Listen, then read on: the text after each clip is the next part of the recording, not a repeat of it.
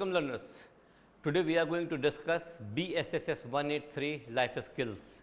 This course is primarily skill enhancement course offered to undergraduate students. Today we will be discussing the block which is termed as governance, civil rights and responsibilities. To discuss various issues related with this block, today we have with us Professor Uma Miduri, who was Professor of Public Administration here at IGNOU itself. She was also part of the expert committee who were instrumental in designing this particular course. Welcome, Professor Uma Miduri. Thank you, Dr. Mayank. Let me begin with asking you, what do we mean by services and what government has to do with it? Means services is a very सेवाएं, तो ये सेवाएं सरकार को ही देनी होती हैं क्या? So how do you address this question? Well, since I think this block of this course deals, the term that was used is governance, I would like to elaborate first a little on governance before coming towards the government and the services. Right. See, earlier we used to talk only of the government, which used to provide the services. By services we mean I, as a citizen of the country, expect basic services like education, health, water, natural resources in the form of water, electricity, public transport. All this comes under the domain of the services. So all these services can later be categorized, it can be categorized under various domains as development, revenue, law and order, emergency and all this.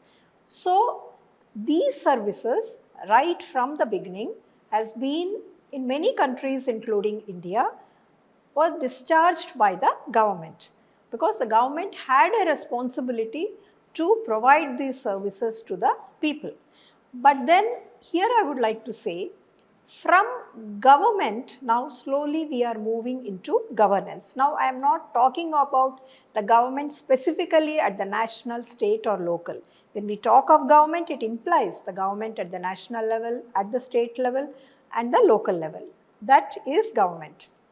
But since the title of this block is governance, now slightly in contemporary times we have expanded this term and we have included even the private sector or the market also into it, and also the civil society organizations.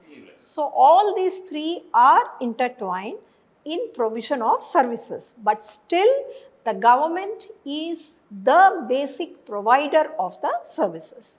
So the government has a major role to play in provision of these services. Like generally it is said that the services from cradle to the grave, like everything right from getting a birth certificate to one exits this physical world, like this world in physical form, the death certificate, everything comes from the government. So these are basically these services categorized into several areas, which becomes the prerogative of the government to provide, because the government, which has been voted to power by the people, has the basic responsibility to give to the people, and the people also as citizens.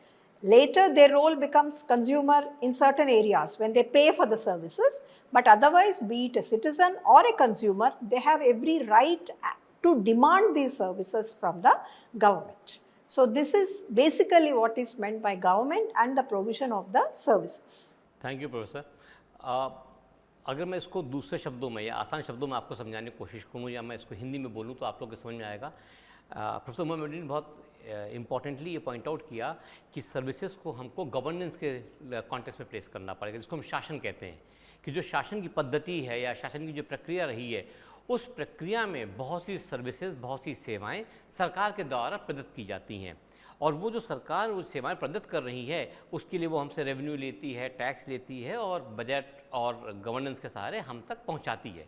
तो जो services का domain है वो काफ़ी बड़ा है, और उसके अंदर ना केवल सरकार, अब मॉडर्न टाइम्स में या कंटेम्प्रेरी टाइम्स में उसके अंदर जो बाज़ार है और बाज़ार के संग जो सिविल सोसाइटी है, ये तीनों बहुत गहरे तौर पर जुड़ती जा रही है. Am I right, professor Uma Miduri? Right. Right. So let me extend that And as you have suggested that it's in the contemporary times, this character is become more prominent. So, can we term it as that the basic character of a state is welfare, and being a welfare state, it is expected that the state will provide, will ensure availability or various kind of services for its citizens. Yes, definitely. See, the character of the state is welfare state. If you look at countries across the world, many of the countries are welfare state. Well, there are some due to other reasons, maybe they do not have finances or many other reasons, they may not be totally welfare state, but by and large, the state is a welfare state. When we talk of Indian context, like as I said before, like for each and everything, like the government is the one which steps into the domain of our lives. Like anything, like seeking admission, getting a birth certificate, like a child is born, even if the child is born in a private hospital or even at home, like it is registered at the nearby center, and then the municipality gives the birth certificate. So municipality means it is a part, or the municipal corporation, it is a part. At the local level, the Gram Panchayat, it has to be registered. So it is the government. So the government is welfare state for everything, for water, for electricity. Okay, now we find public-private partnerships, the private sector also, but in majority of this thing areas, it is the government, it is the state, the welfare state concept reigns supreme, because the state which acts through the instrument of the government, it gets the revenue from the people in the form of taxes and other various sources of revenue, and it becomes the responsibility of the government because the people vote the government to power.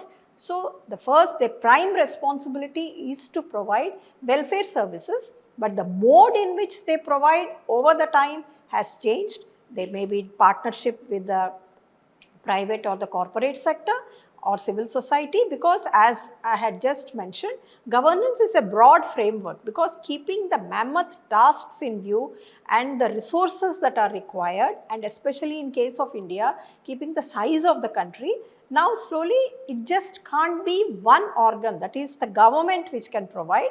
The government in collaboration with the private sector and with the participation of civil society in the form of NGOs, community-based organizations, they discharge these services. Thank you, Professor Uma Medri. You have raised a very important point.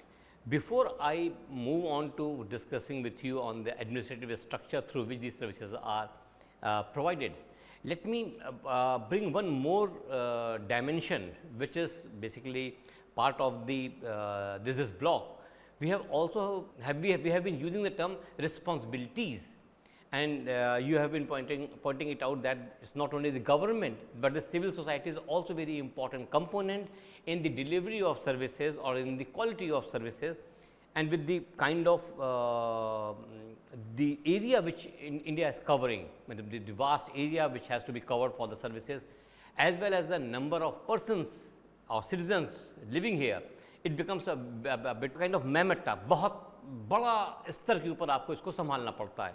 तो इस process में जो बात हम लोगों ने कम चर्चा की है या जिसके ऊपर थोड़ी चर्चा मैं चाहूँगा कि आप करें, is that what do you mean by responsibilities and why responsibilities are important? Well, responsibilities are important because citizens form a key component of this entire governance structure. So the government, when it comes to power, the politicians and the administrative structure which is run by the bureaucrats, like they have certain responsibilities. Like suppose, for example, some promise, we can say, has been made to the people to provide some service in a particular area or in any matter, like it has to be implemented. So when the public policies are formed, like these becomes an important responsibility of the politicians, the political executive and the bureaucracy as an administrative executive to discharge their responsibilities and also come up to the expectations of the people. So all these are, though may not be laid down in any particular format, but there are certain things, like for example now we'll be discussing I think later also, Now there are several rights which have come into it. Right to public service delivery. So when we talk about, we'll talk about it later in detail. Public service delivery is something like the government has promised, for example, to provide so many kgs of food grains to the marginalized or those below a certain poverty line, below poverty line people. So it becomes the responsibility of the government through its administrative structure to see that or ensure that the people, those people get it. So it becomes their responsibility. If that responsibility is not discharged, the citizen has every right to hold the person or the administrative organ responsible for it to be responsible. So the responsibilities and the rights go together now in the present times. Thank you very much, very important that responsibilities and rights go together. मैं इसको थोड़ा सा और एक और broader context में आपसे समझने की कोशिश करूंगा. It's basically democracy where this welfare state is visible, specially in Indian context. It's the democracy, and democracy means the participation of the citizens और the participation of those who are being ruled. So ये जो process है, जैसा professor मेडुरी hint कर रही हैं बार बार, she is suggesting that in the process of governance, it's not only the government which is primarily responsible, it is the citizens who are also responsible. And in democracy, they also ensure through their voting rights that the government provide those services which they are expected to provide. लेकिन मैं एक सवाल जो professor मेडुरी आपसे समझने की कोशिश करूँगा कि इन द डेमोक्रेसी ये रिस्पॉन्सिबिलिटी है हमारी भी. सो डेमोक्रेसी में ये जो अकाउंटेबिलिटी है, ये अकाउंटेबिलिटी किस तरीके से मैनिफेस्ट होती है? Is it manifested only in terms of administrative responsibilities जिनकी हम राइट्स की बात कर रहे थे, या it also manifest in terms of judicial interventions? उस पर मैं ज़्यादा अभी नहीं जाना चाहूँगा, but definitely the democratic structure है उसमें कैसे सर्विसेज आ रही हैं, प्रोवाइड की जा रही हैं, and how are they being useful for the common man? Well, when we talk of accountability and responsibility go together. So now the accountability is ensured in our democratic setup, especially in Indian context, through several ways. One is ensuring the administrative accountability, where a person or somebody who is heading a particular department at the national, state or district level fails in performance of the services in giving to the people, the person or that particular department or ministry is held accountable. That is another thing.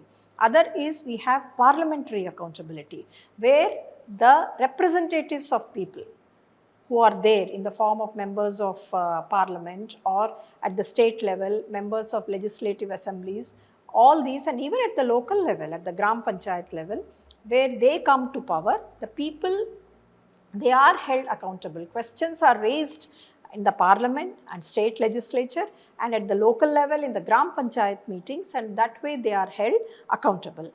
And other thing is judicial, as you have rightly said. The judiciary also many a times comes into picture when the executive fails in discharge of responsibilities. We have a instrument of public interest litigation, though of course, like many a times even PILs are filed on some certain trivial issues also, but many a times major issues have also been resolved through filing of public interest litigation. Now all this indicates that now the accountability concerns have become very, very important in the democratic setup, and we have all the three organs of the government, executive, legislature and judiciary, doing their duties. At the same time, now we have a very alert and informed citizenry also which is doing its task. And the other thing I would like to mention is when we were talking about the private sector and their responsibility. Now the private sector's role, corporate sector's role has also been becoming more and more important, and the government has also made it mandatory that since corporates are taking a lot from the society, from the government in the form of many things, use of natural resources and the infrastructure and everything, they have to give back to the government and the society. That's why the theme corporate social responsibility has also become very, very prominent. Even a part, about 2 to 3% of their financial things have to be earmarked for corporate social responsibility activities, where it can take in any form, where the skills of the people are developed, or women empowerment issues, all these things are taken up. So in a way we can say that the accountability and the responsibility on the part of all the key stakeholders in the governance process, that is executive, legislature, judiciary, corporate sector and the citizens, are being ensured. Thank you, Professor Midri. If I got you correctly, then you are trying to hint at that the services are being provided by the government, so they should be held responsible. Similarly, even the private sector, whenever they are providing any kind of services, they are also held accountable, कि उनको भी जवाबदेही होती है। ऐसा नहीं है कि प्राइवेट सेक्टर के ऊपर या सिर्फ गवर्नमेंट सेक्टर के ऊपर ही अकाउंटेबिलिटी का इशू लागू होता है। हम आपसे administrative structure through which these services are provided और दीज सर्विसेज आर एग्जीक्यूटेड, उस पर बात करने से पहले मैं एक और चीज़ आपसे समझने की कोशिश करता है, मैं जानना चाहता जिससे मुझे लगता है कि हमारे लर्नर्स को काफ़ी फ़ायदा होगा कि ये जो हिंदुस्तान है, जो भारत जिसको हम कहते हैं, भारत का जो पॉलिटिकल स्ट्रक्चर है, जो पॉलिटिकल नेचर है, उसके अंदर there is a central government and there is a state government, मतलब it's a kind of federal structure. ये जो फेडरल स्ट्रक्चर है, इस फेडरल स्ट्रक्चर में सर्टेन सर्विसेज हैं which are being catered by the state and certain are by the centre, but this is a bit of complication and मैं चाह रहा हूँ कि आप थोड़ा उसके ऊपर बातचीत करें। सेंटर का रूल हर जगह नहीं होता है, दो this central government is visible all across the nation, but the governance the immediate governance is being done by the state government unless the state is under presidential rule. So in such context, किस तरीके से ये जो federalism है, ये इसकी significance क्या है, या ये किस तरीके से एक हिंड्रेंस के रूप में काम करता है, इसके बारे में मैं चाह रहा था आप थोड़ा सा हमारे लर्नर्स को बताएं।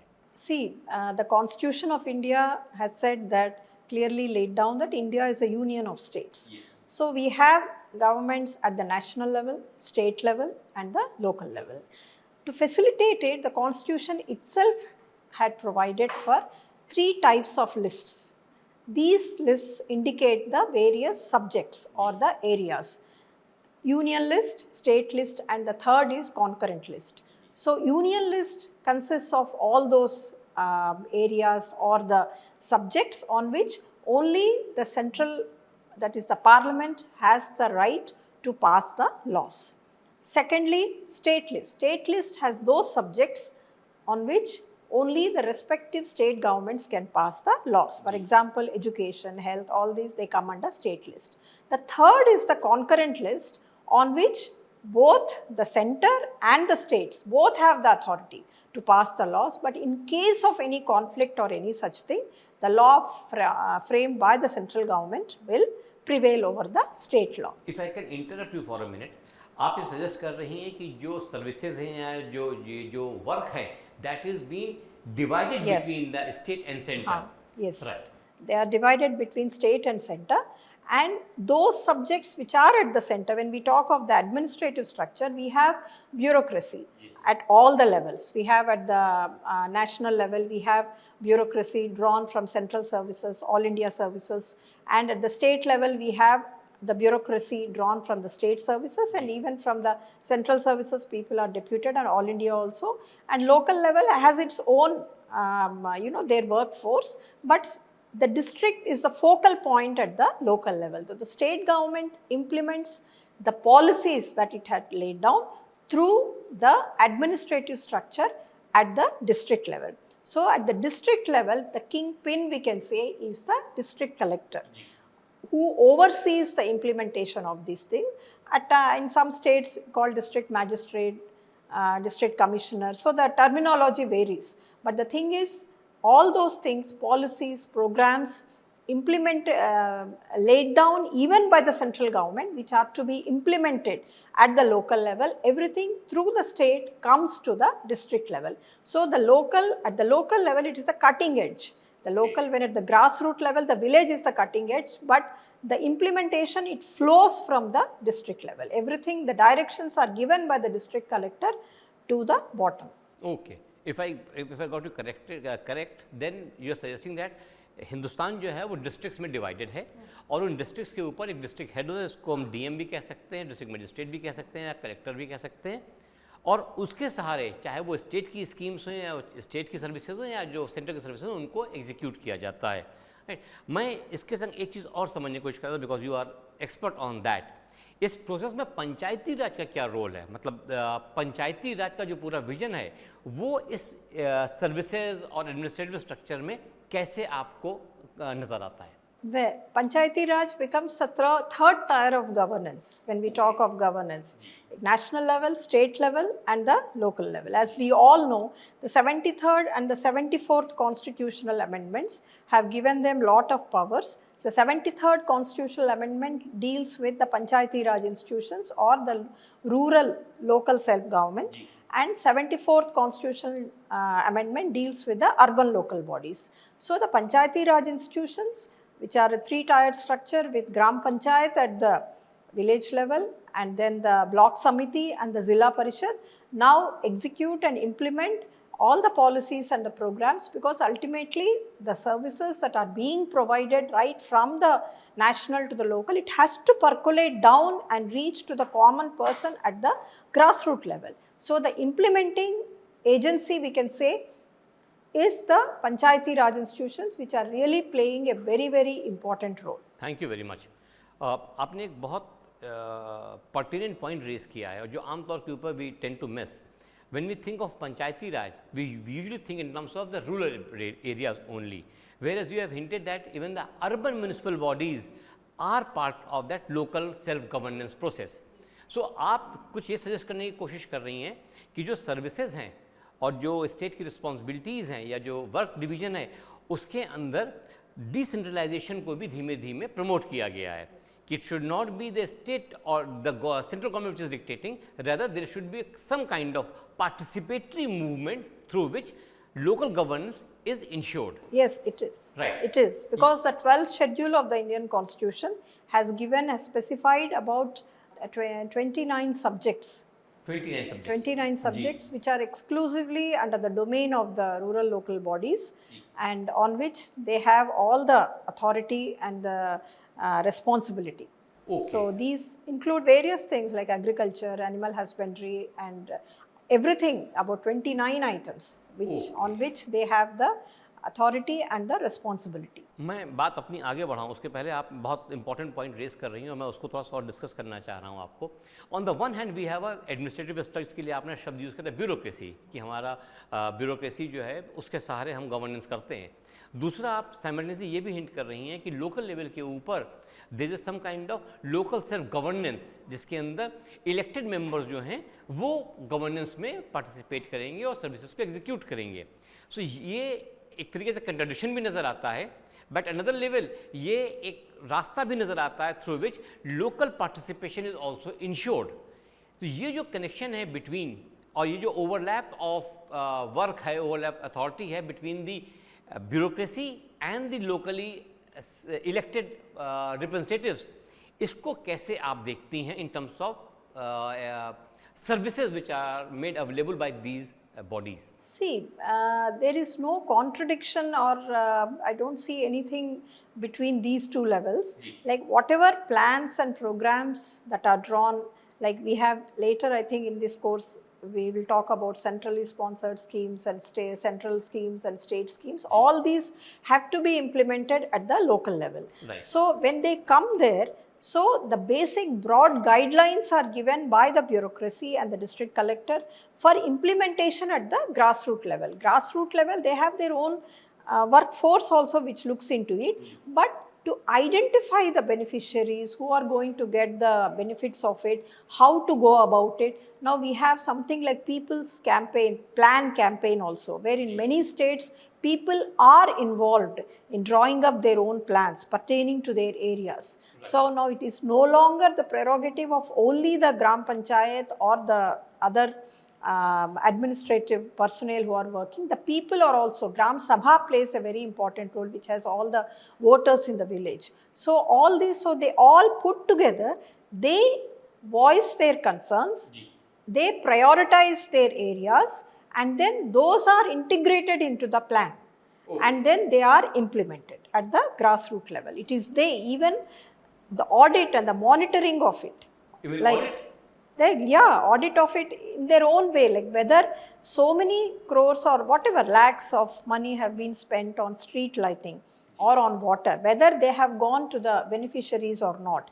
And even there is a new component of social audit also. It is not that 1 rupee spent on it has led to this sort benefit in financial terms. It is not just that. Even the social audit in terms of the outcomes in social terms, how has it led to the empowerment, or how has it benefited any marginalized sections of the society or women or children. All these things comes under the social audit. So all these things are being done at the grassroots level. And here I would just for a minute I'll take and say how people's movement in India has led to the Right to Information Act. It was the entire movement, Jan Sunwai, everything, it had put pressure on the government of state of Rajasthan, and it was the first state to bring up the Right to Information Act. Thank you, that's very important. मतलब जो मैं समझ पाया हूँ, correct me if I am wrong, कि जो top down approach थी उसके बजाय लोकल कंसर्न्स जो हैं उनको पार्टिसिपेटरी मोड के सहारे उनकी जो एस्पिरेशंस हैं, उनकी जो रिक्वायरमेंट्स हैं, उनकी जो ज़रूरतें हैं, उसके हिसाब से सर्विसेज को डिफ़ाइन किया जाए, सर्विसेज को प्रोवाइड किया जाए. और एंड नॉट ओनली दैट, ये भी मुझे समझ में आ रहा है कि उसके एक ऑडिट भी किया जा रहा है, उसके ऊपर एक लेखा परीक्षण भी किया जा रहा है कि जो प्रपोज किया जा रहा है वो बेनिफिशरीज तक पहुंच रहा है कि नहीं पहुंच रहा है, उसमें कोई डिफिशिएंसी है कि नहीं. बहुत इंपॉर्टेंट पॉइंट्स आपने रेस किए हैं प्रोफेसर उमा मडरी. ये जो आज का सेशन है हम लोग इसी के ऊपर रोकेंगे. In the next session, on the coming sessions, we'll be discussing services available at district level or other levels in detail. So thank you very much for enlightening us on the question of services in general and in terms of local self-governance and the administrative structures. Thank you very much. Thank you.